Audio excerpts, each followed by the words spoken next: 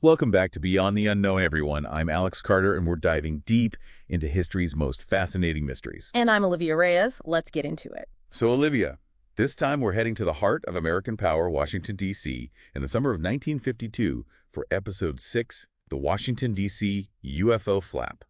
UFOs over the nation's capital. You have my attention. What happened? Fill me in. I'm not familiar with this one. Well, get ready for a wild ride. This report I found, it paints a crazy picture. Imagine this. Cold War, tensions high, fear of Soviet attack is everywhere, and then boom, unidentified objects pop up on radar right over the White House and Pentagon. Wow, hold on. That's not just some random UFO thing, right? That's a potential threat right in restricted airspace, at the center of government. You got it. And it wasn't just a one-off. This flap, like they called it, it went on for days in July. Military officials, the media, the public, everyone was freaking out. What were they seeing? What made these sightings different from others at the time? That's where it gets really interesting. This wasn't just fuzzy lights in the sky. This was multiple radar contacts, confirmed by experienced pilots, and even attempts by Air Force jets to intercept these things. Oh, wow. Okay. This is like straight out of a movie. And this was the early 50s, right? How could they even do that back then? Exactly. That's what everyone was asking. Still a mystery today. To understand why these sightings were so strange, let's set the scene a bit. Okay, take me back. 1952. What was it like? World on edge. Cold War was in full swing. Everyone afraid of nuclear war. The arms race was ramping up. Both the U.S. and the Soviets were trying to one-up each other with technology. Right, so every unknown object in the sky would have people thinking the worst. A lot of paranoia back then, huh? Especially towards anything Soviet. Absolutely. And don't forget, this was just a few years after Roswell in '47. The official story debunked it, but that just made people even more interested in aliens. Yeah, Roswell really changed things. People started looking at the skies differently. That's for sure. And the media was making it worse. Newspapers and radio, all these stories about flying saucers and alien invasions, it was blurring the lines between fact and fiction. Wow, so you have this Cold War fear, a growing interest in UFOs, and the media feeding into it, and then bam, these objects show up over D.C. Exactly. It all began the night of July 19th, 1952. The air traffic controllers at Washington National Airport, they start seeing these weird blips on their radar. So I'm guessing these weren't your average plane blips. What made them so weird? Well, they were moving super fast and erratically. Sharp turns, sudden drops, nothing that planes could do at the time. At first, the controllers thought it was a glitch. Makes sense, right? A technical error. But it wasn't that easy, was it? Nope. They checked everything, recalibrated, but the blips kept coming back. Yeah. And get this, they got confirmation from Andrews Air Force Base, too. Their radar was kicking it up, too. So multiple stations seeing these things, unidentified objects, impossible speeds, right over restricted airspace. They had to know something was up. Yeah, it was definitely a red flag. But then it went beyond radar. A pilot, Captain S.C. Pierman, flying a commercial plane, he reported seeing strange lights that night near Washington. So now a trained pilot is seeing it, too. What did he see? He said bright lights, moving really fast, changing directions quickly, even disappearing and reappearing in different spots. Wait, disappearing and reappearing? That's not just weird flying, that's breaking the laws of physics. That's what made it so extraordinary and so scary. Imagine seeing that up in a plane. Changes everything you think you know. Definitely. So radar, a pilot, and movements we couldn't explain back then. What happened next?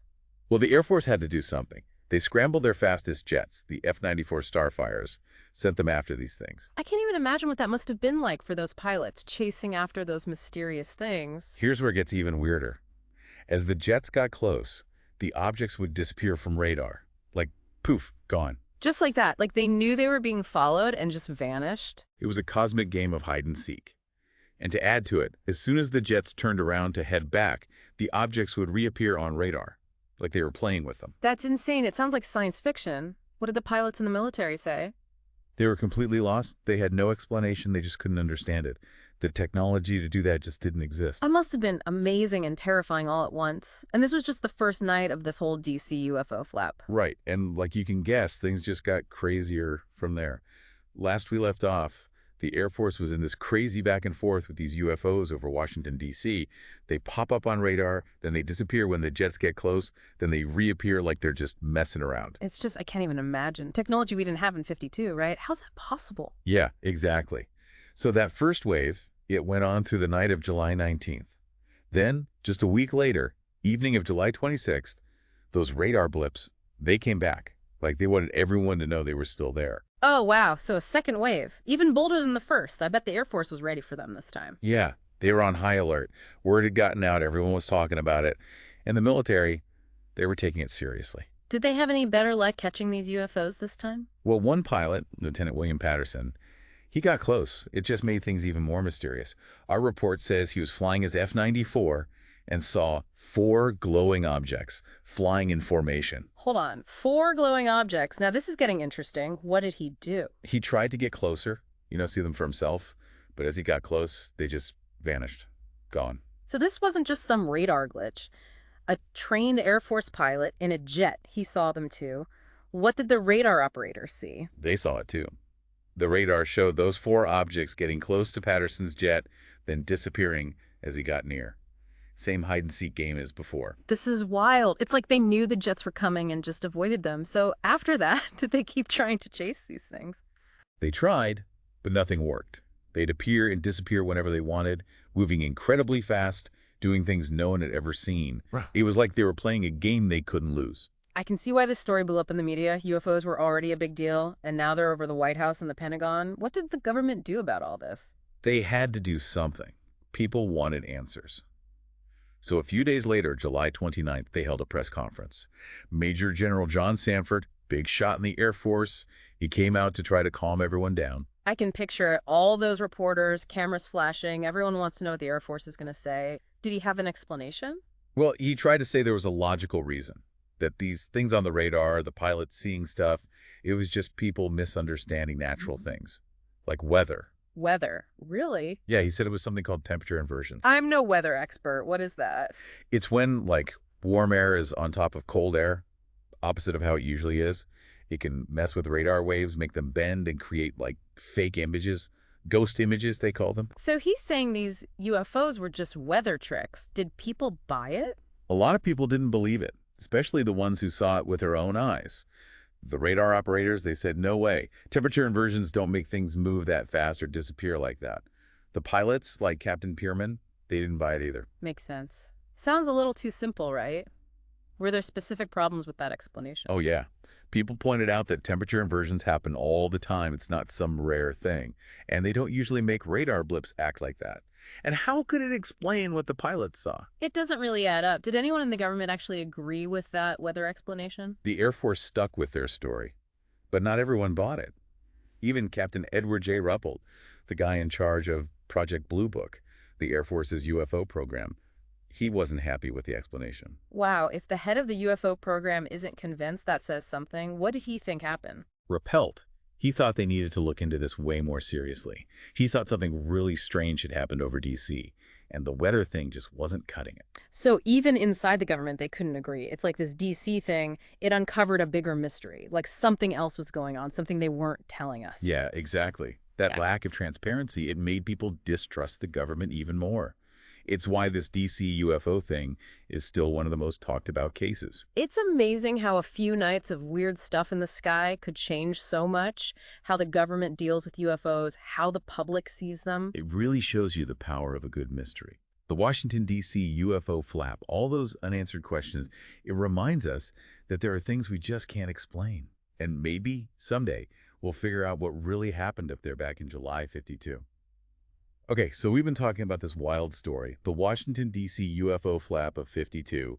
Those unidentified objects, they were all over the place, confusing everyone, the radar operators, the pilots, even the guy running the Air Force's UFO program. Right.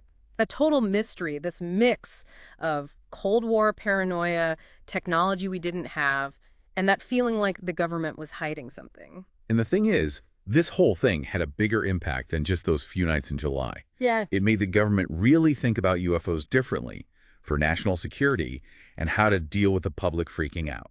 Totally. They couldn't just ignore it anymore, right? This D.C. thing, it put UFOs in the spotlight. So what'd they do? Well, the next year, in '53, the CIA, they get this group of experts together to figure things out.